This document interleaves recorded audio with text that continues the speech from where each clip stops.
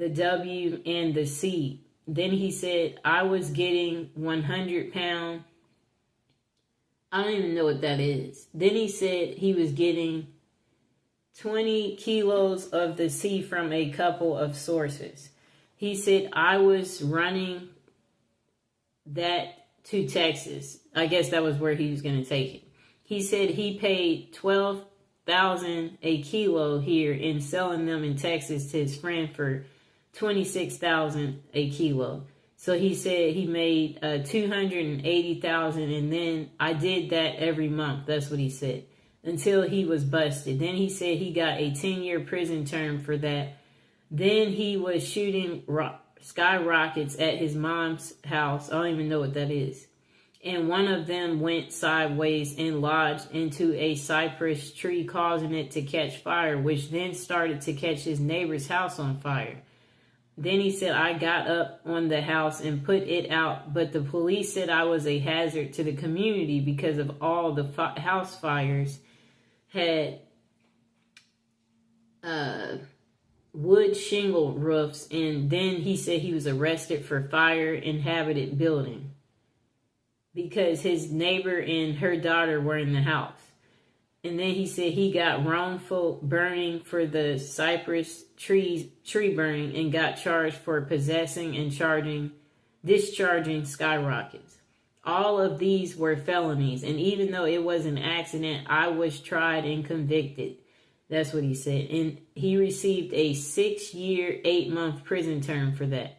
He said he got out and decided he was going to be the best drug dealer in town. Then he said he started cooking the M stuff on the stove for a certain biker group. I was cooking about 10 pounds a week, he said.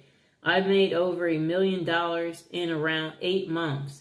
One of his previous girlfriends got busted and made a controlled buy of 9 grams of the M for $100.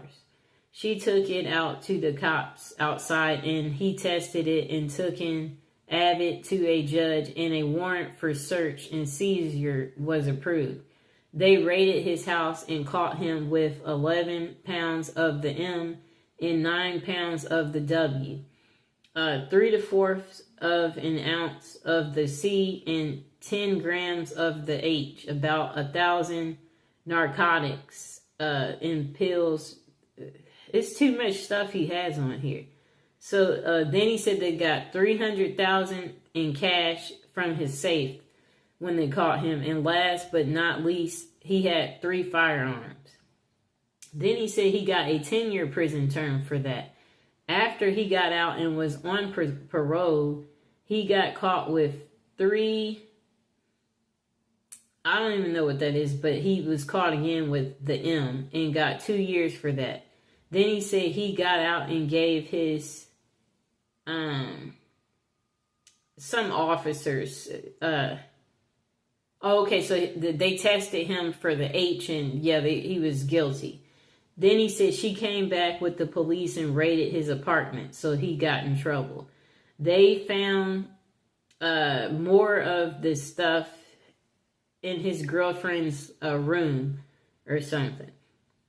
And they wanted to give him life in prison for that. His brother and his mother talked to the district attorney, and he wound up getting a 10-year term for that tiny piece of H stuff they found. He said he studied law in prison and got an associate's degree for paralegal. He was working in a law firm office, and some super weird bad stuff happened, which caused his fiance to commit suicide. He began using more and more of the H stuff as a result. And then he said he blew through his bank account and was broke. He said he got fired from the law firm for making too many mistakes on legal briefs. And then he said to get money for his addiction, he began to rob banks and rob a bunch of them. Then he said he got busted for the bank robberies. They wanted to give him a 46 years to life at first. Sounds like he keeps going to prison his entire life. That's the kind of life he was living. The attorneys where he was working took the case free of charge. It took 3 years in the county jail to get the sentence down to 15 years. Then he said he got out of prison and enrolled in a substance abuse program, got off drugs, and now he's a 67-year-old man on SSI and disabled. And then he said he's free and sober and happy. It took 33 years of actual prison time to figure out that drugs suck. I wish I had learned sooner. It is what it is. I'm writing an autobiography of my life. I've named it Diary of a Dope Fiend. He said he's almost finished. There's so much more than what he's typed here, and everyone says it's going to be so great. So maybe I can be an author of some books. Only time will tell. Well, I'm glad he got himself together. But who knows? Maybe he will be going back because of how many times he went. So the next person said, how can Android users make extra income, blah, blah, blah. Okay, so that's a different article. Oh, okay, no. Here it is. This person said they ended up there because allegedly they had CUT somebody 43 times. It was the very first felony charge, and it was aggravated assault with a deadly weapon intent to hurt them.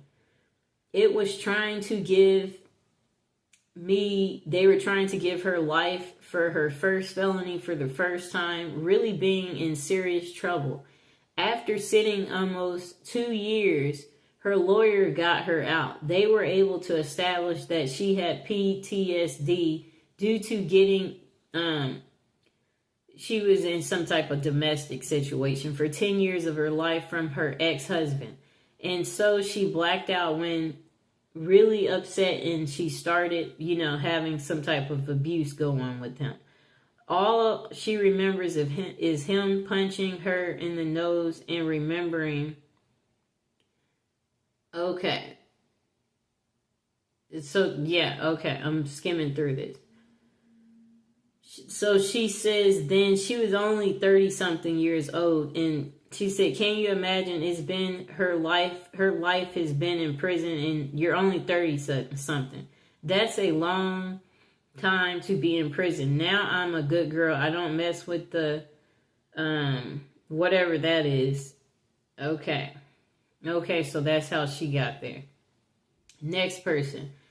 Some of these people, they don't sound too smart, to be honest. They said they've been to prison twice, both times over drugs. They said their first real stint started when they were only 23, and it was pretty scary. This was in a Texas state prison, and about as awful as it sounds. Gangs ran the place, and violence was just a fact of everyday life. While I was lucky enough to never get severely permanently injured, they said they got plenty of scars. Worst two are a 5.5 scar, one on their stomach from, a shank in prison, and then a noticeably bulge in their collarbone where it healed crookedly after being broke by a huge dude who wanted to get friendly, which I wasn't down with. Besides the human dangers, the prison itself was hazardous. Some areas were infested with rats, and they had roaches.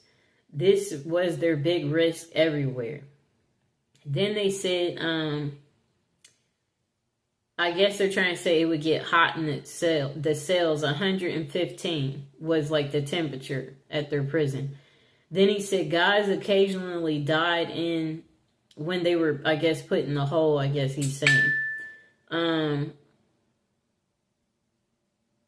Okay, so he said they had something called a hot box, where it is an isolated cell with direct sunlight. Okay, and that people don't survive it. That's what he said. Then he said one winter they had an outbreak that was terrifying. Half of the guards were so scared they wouldn't come into the block at all. Then he said a buddy of his in segregation said they went days without food during it. He said he never had any symptoms but would show positive for skin prick TB test. I think that's tuberculosis test ever since, which was caused issues in his own right. He doesn't write very clearly.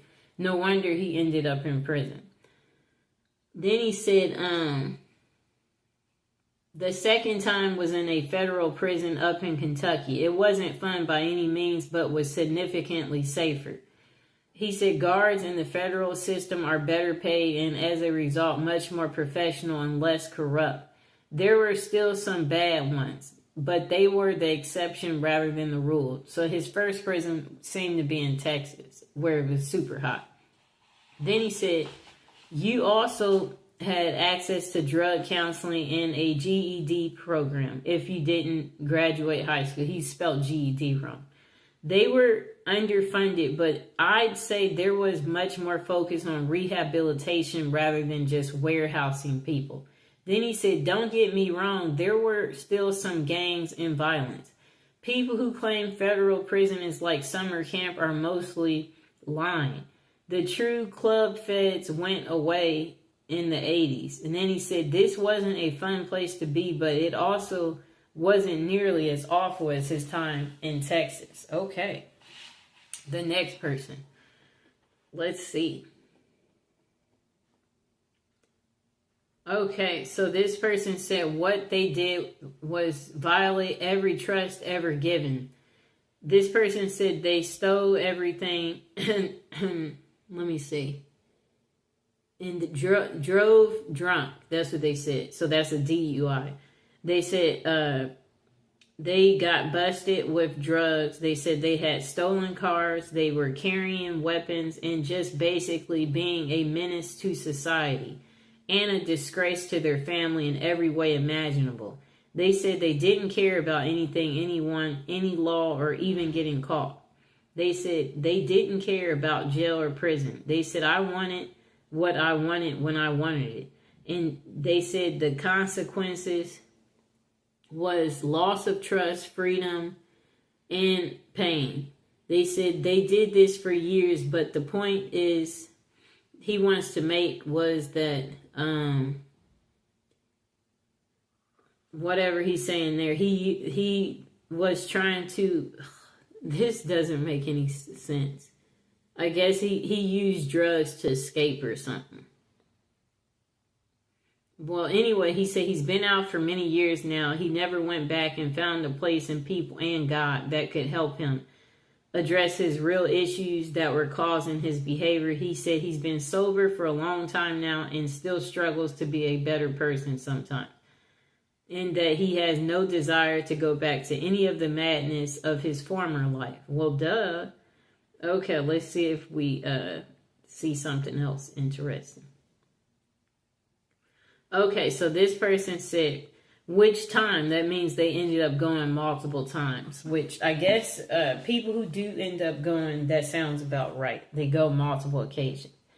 Okay, this person said, but seriously, I grew up in a family of drug dealers, they said, and as such, it was natural that they would follow into their family's footsteps. They said living that type of life opens you up to a variety of experiences one might not have otherwise become involved in.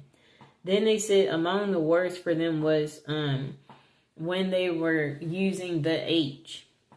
They said the first time was all it took. They fell very deeply and passionately in love with the H. And then they says money was no problem. His buddy and him spent about $1,000 a day on something that's a C and a W. After doing this every single day for 8 months, he was like, yes, $250,000 was spent very easily, and that's on the low end, I guess, for whatever drug he's doing. He said up until the morning he woke up and had no drugs. He said he had not experienced what will inevitably happen, the withdrawals he's talking about. He said he thought he was going to die. He said it's funny, right when this happened, his connection was, I don't know what he's saying. So I guess he said he had no money, which means no drugs. I guess no money meant that he was forced to stop. Then he said he became a person who forged checks where he made 400,000, and then he said later he was arrested by the FBI and sent to jail. He said, as anyone knows that has been involved in the U.S. criminal justice system, once you have entered, there is no exit. That old revolving door just keeps opening for you, and it seems you can't never get out. Wow, that sounds very sad. He has some people agreeing with him. Okay, so the next person said they went to prison for 29 years for murder. They said of a 22-year-old that was abusing their sibling, their brother. And then they said they was in several different prisons, and the experience in each was different. They said the first one they was at Missouri State Penitentiary. It was the worst. They said at that place there's stabbings every day. You always had to be aware of everything because things would happen in a second. So then he said he had to resign himself. So he was okay, he was not mentally doing well. So, but after 5 years, he got transferred. He didn't think he was going to survive at that prison. There was still violence, but not nearly as much. And he said the prison was cleaner and had AC. He found a perk. That's funny. Looks like that's interesting. Let me see. These people have some stories. Wow. Okay, we're about to get into the next story. It's just so many.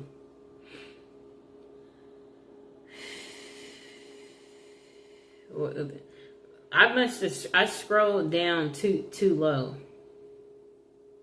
Okay, but it looks like I found some new ones. Okay. What were you in prison for? Okay. This person said they were 9 years old and they took a front end loader because they was tired of walking. They said it was parked outside a shop and was a loader for a logging company. The trooper released him to his uncle. You know what's going to happen now?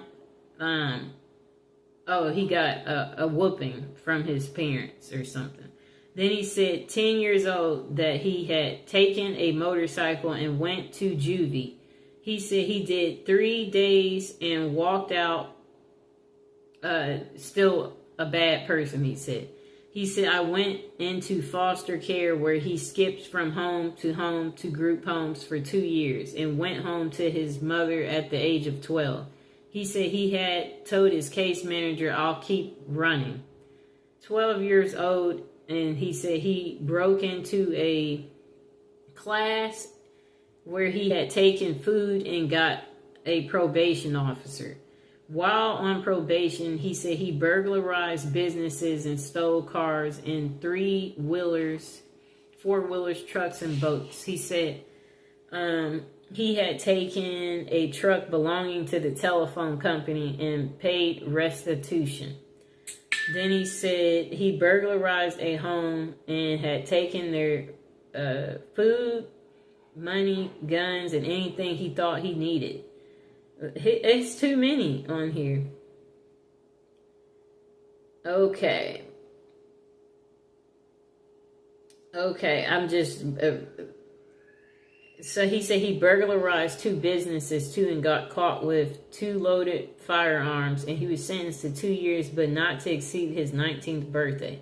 He said he was 17 years old and still had 14 months until his 19th birthday. 18 years old, using a soda can. He used that to hurt himself. Okay. So then he was in the hospital.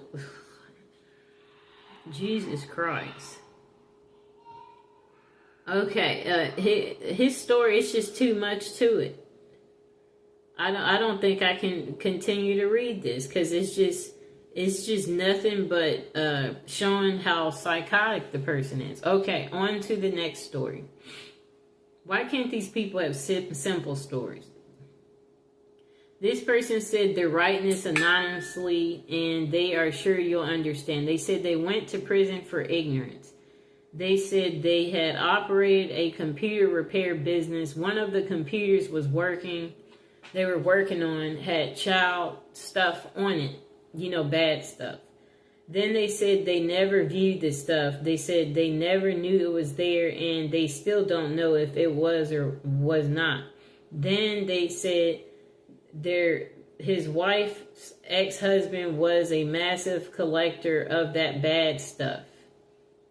And it had been a really dirty divorce. They said their house had been burglarized or something.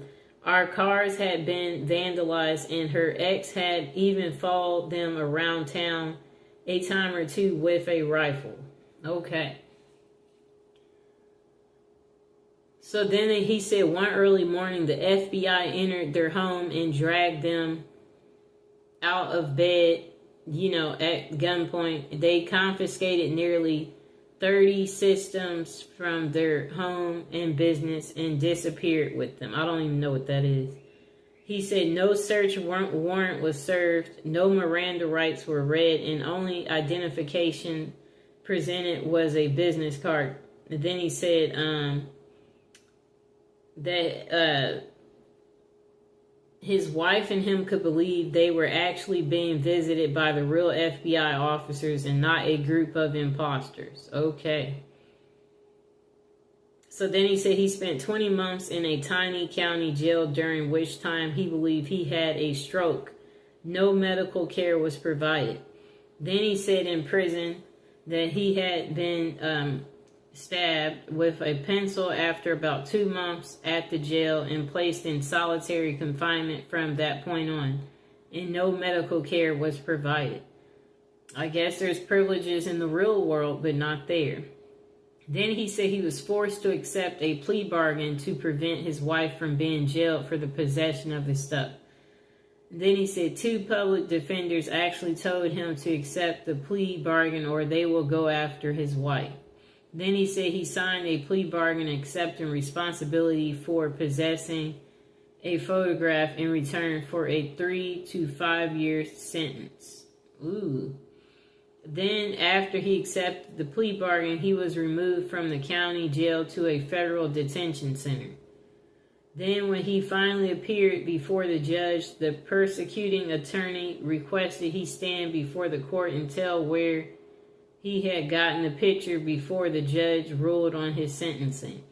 He said he may have been able to accept responsibility for possessing the photograph convincingly, but he was unable to lie about obtaining it convincingly. His sentence was 120 months. He was shipped and processed to a satellite low after a half a year of he was harassed by guards and inmates and was shipped to a low security prison for his protection. After being, he said, assaulted at the low for being a chomo is what they called it. He said it's a prison term for what he did. He was shipped to a medium security facility. The entire time he was locked up, he was required to speak to staff members who wanted him to accept responsibility for his deed. Many years he spent being mentally assaulted with the goal of forcing him to accept his responsibility for his conviction. There was no appealing his case. One of the clauses in his plea bargain stated he would not say he had been poorly represented. Another clause prevented him from filing an appeal. It is his opinion that the only thing the lawyer represented was his own interest. Now, as a free person, he said he's required to go through group therapy weekly with the intent on getting him to accept responsibility for his crime, even though he has passed 3 separate polygraph examinations to prove his innocence. You may ask, is there justice in America? He can only speak to what he's experienced. Perhaps if he had been guilty, this could be considered justice, perhaps. Okay, what a sad story. He said he dealt with the shame of his conviction by believing he was convicted for being ignorant of how the justice system works, ignorant about how public defenders work, ignorant of too many things that directly affected him. He said he's been shunned by his parents, siblings, and niece and nephews, stepchildren, and grandchildren, and his in-laws, and every friend but one. He said he lost his baby sister to cancer and his grandparents to old age. He said his wife, bless her, is here by his side for the remaining by her husband's side. She is shunned too. And then he said he has a lawyer willing to take his case to the Supreme Court, and she has won a few cases similar to this. Whether he wins or loses, he said he prays every day for simple acceptance from his fellow man/woman. But he said even if he had been guilty, he has paid his dues, yet due to the nature of his accusation, he still gets treated like dirt. He said, I don't say this with any agenda except to perhaps educate people to a simple fact. Whether or not a person was actually guilty of a crime, after that person has paid their penalty, no one has the right to continue to judge them. No one except the higher power. Again, thanks for the upvotes, they help. Then he said it is now 5 years after his release, and not much has changed for the better. He said, I guess he's fatigued over this. He said his mind goes on strike and leaves him in a daze. He said, let me see.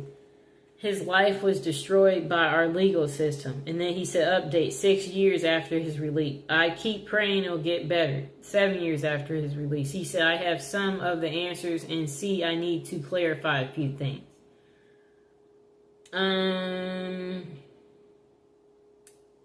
Miranda rights are only read if the suspect will be quoted in court. Warrants may not be presented when served. So much for my TV education.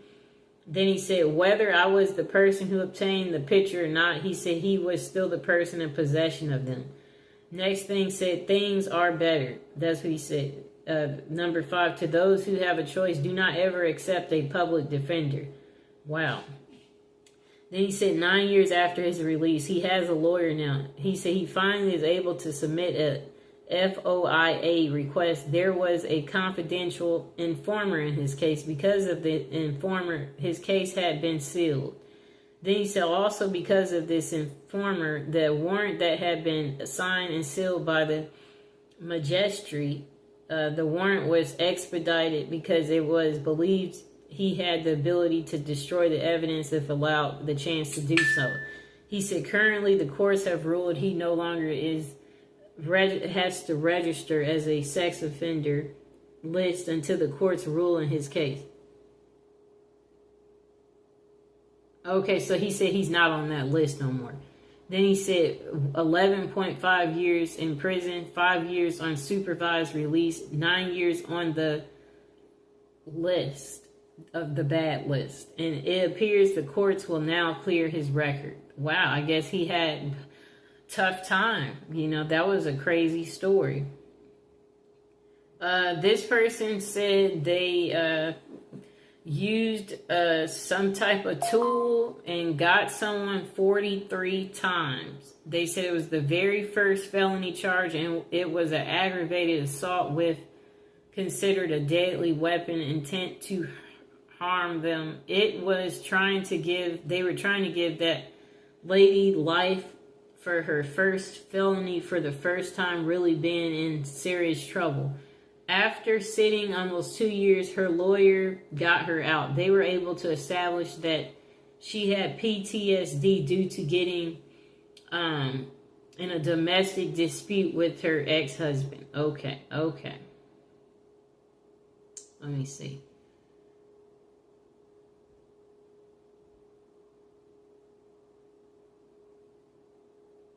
Okay, we're just skimming through this because we're getting close to the end. You're not going to believe this, but this person said, but they did all the time for 20 years for delivery of a lousy $10 bag of the H. They said they were sentenced as a career offender in the federal system. You can easily verify everything I'm about to tell you by looking at the federal sentencing guidelines.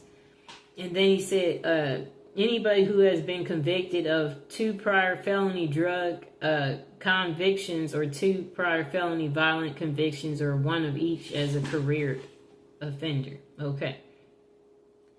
So this person said, okay, yeah, okay. So that's that part. I mean, that story, we'll check it out. But I don't understand what that part is, so maybe we should skip it. Okay. Okay, so another crazy story between a husband and wife. If a man said he got sentenced to 7 years and 9 months for hurting his new wife with a tool. It all happened so fast, didn't help. He said he was on drugs, did 5 to 9. I don't know what that means. Got, I guess, 5 to 9 years or something. Got a bit over 3 months left on parole, and then his sentencing is finally over. He said that's the worst thing he's ever did, but best thing to ever happen to him. Being away from society taught him so much about himself and what's important to him in life. Also was finally being able to kick the gear to the curb. He said it was a bit embarrassing. He just wants to put it out there that what he did was wrong. No justification behind the actions. And he's like, violence is not the answer. There's always another way. He's not ashamed of the man he is today, but he does live with regrets and took... he's saying to not take people's life, and still he's paying for this, to this day, for the stuff that he's did. He said karma is, a thing, and he's just like, take care of people. His writing's not very clear. Okay. This person said they were in prison for adultery, and they was in the Marine Corps station in Hawaii and was 19 years old at the time. They said they met a lady a little older than themselves, and early on they did not know that she was married, but after they did find out, it did not matter to him. He said he was in love. Her husband was in the Air Force, station TDY, and he ended up getting the lady pregnant. Her husband ended up catching us, and he said he got into a physical fight and won, but he was locked up and persecuted for what the military called adultery. But the official charge was having a relationship with a married woman, not his wife, and ended up doing almost 3 years in federal prison. Believe it or not, most states have a law against adultery but never prosecute anyone for it. Interesting. The husband wanted to take their children away from her and was offered a deal that if he were to testify that she was a negligent mother, that he would not get any time. And he said he loved the woman and could not do that. In 1962, it was hard to take children away from their natural mom. She did testify against him and instantly forgave her, as she had 2 other children to think of, and she was pregnant as well. After she delivered the baby, his mother ended up adopting him, and his parents raised him to adulthood. His name is Tony. Then he said he never saw her ever again, but did end up in touch with her and stayed in touch until her death a few years ago. He said he still loves her. Aww. Okay, so the next story. This person said as a senior prank, their high school had a tradition of stealing the statue from in front of the local Big Bob's Boys restaurant and putting it in their school. In his senior year, they guessed the manager at the restaurant had gotten tired of it, so he had that statue chained down to its pedestal with a heavy, dusty chain. Looks like a long story. And why can't he just get to the point?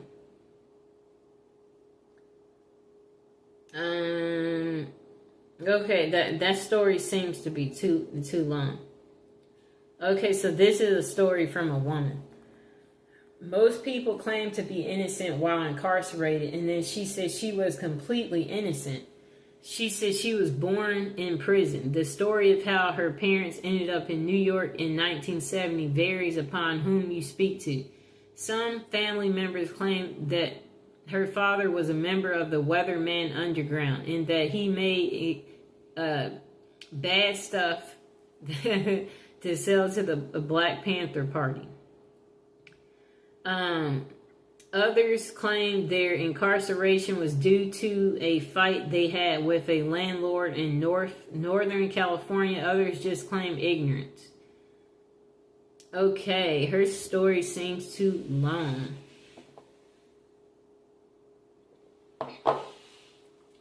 Apparently, the event of her birth was a news event that was heard across the globe. Her mother says she received cards from people in Europe and Australia. Her parents or grandparents heard the story of her birth on the news. Walter Cronkite was the anchorman, is what she was told. Her grandparents had no idea where her mom was or that she was even pregnant. They were shocked when I don't even know how to pronounce that name, advised them that their daughter just gave birth to their granddaughter while incarcerated in New York and then was being held at Belleville Hospital. The following morning, the grandparents called social services in New York. They were told that yes, the story was true and that she was being held and considered abandoned. Immediately, they flew to New York. She said she was 5 weeks old when her grandparents came for her. They raised her. They were the ones she called mom and dad. Unfortunately, they have long passed, she said. Her mother and her speak regularly, and she has always been in her life, sort of. She is a wonderful person. Her father, she's met only 3 years ago. She said she was 43 at the time. He had been searching for her all her life. The ultimate joy her presence gave to him was outstanding. He was a wonderful man as well. She keeps in contact with both parents regularly. You may be curious as to how she feels about her early prison sentence. She said I was innocent. I don't recall. I didn't do it. I'm not sorry. I have turned out just fine besides of it being kind of a cool story. Sounds like she's speaking for her mother. Okay.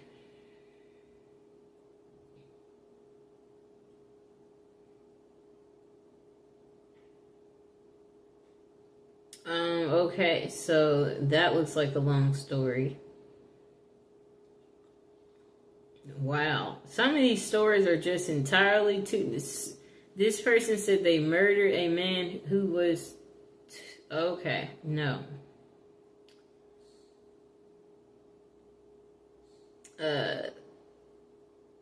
Yeah, some of these stories, they're just too long. This person stole 42 cars. That's how they ended up there. I like how they got to the point. Okay. Again, this case is someone in possession of drugs. That's how they went. This person served 40 years in prison and they've done their time and they are tired of trying to explain that part of their life to everyone. What's interesting is they're not saying what they were there for. Okay. Another person ended up in prison while in high school. But they should just say immediately what they ended up there for. And this person is saying it's a scary place.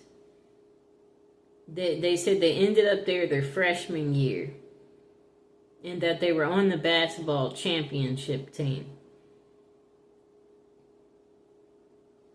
But they don't really get to the point to how they ended up there. This person said they broke many laws and deserved it. When they hit hard times and couldn't pay child support, got caught up with the wrong couple of guys that seemed to have some ideals of how to make a little extra money. Yeah, I guess he's saying that's what caused him to go to prison. Okay. He's not good at writing. Okay, someone said something for abuse of pain pills. It's how they're writing this that's not making it so great. Okay. This person said they were arrested and convicted of felony and a misdemeanor offense in the state of Pennsylvania and 2 felony counts against the U.S. Yeah, but they're not really saying much more. So he said his actual crimes were robbery and assault of people who had drugs and theft of money and property from regular civilians. And the crimes were against average people. Something he said he'll always regret. And he will carry the guilt with him for the rest of his life. Well, duh. He said he was addicted to breaking the law. Okay.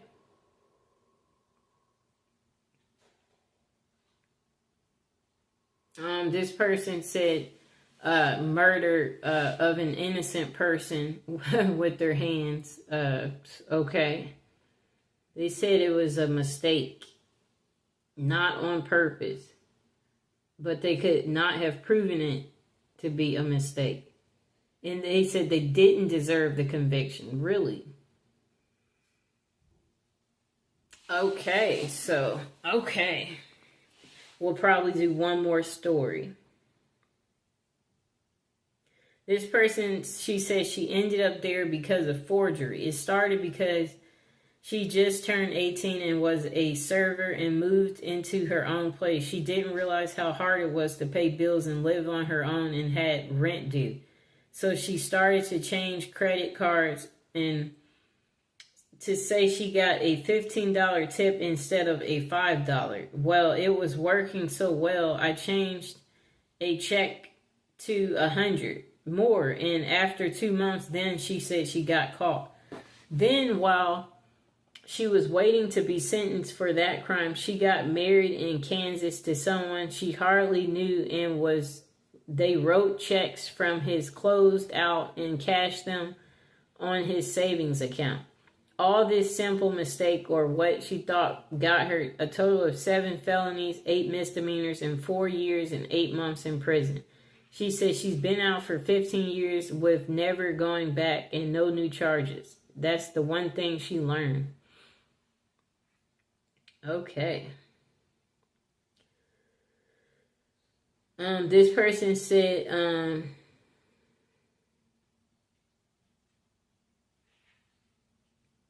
okay. I'm trying to see what she did because she's not getting to the point.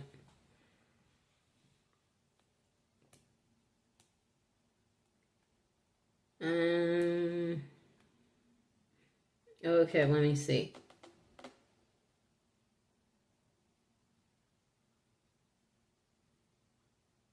This person said they went because they weren't fast enough to dodge the cops. They were trying to break into a liquor store and then more cops arrived. Good story. Okay, so let's see if we can do one last story and then call it a day.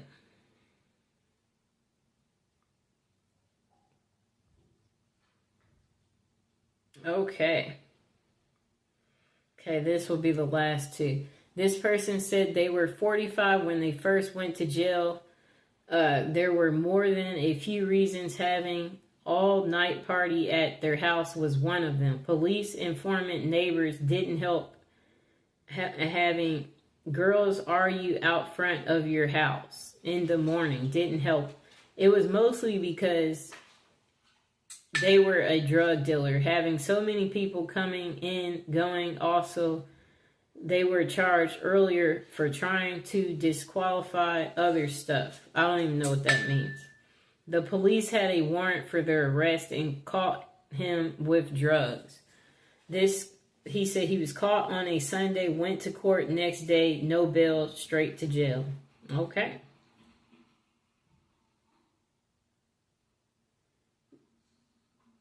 Next person said they was given a 28-year sentence for burglary while armed as a repeat offender, of which they served 18 years, 2 months, and 4 days before they was sentenced on parole. They said they feel the need to expand on their answers, so they're adding this.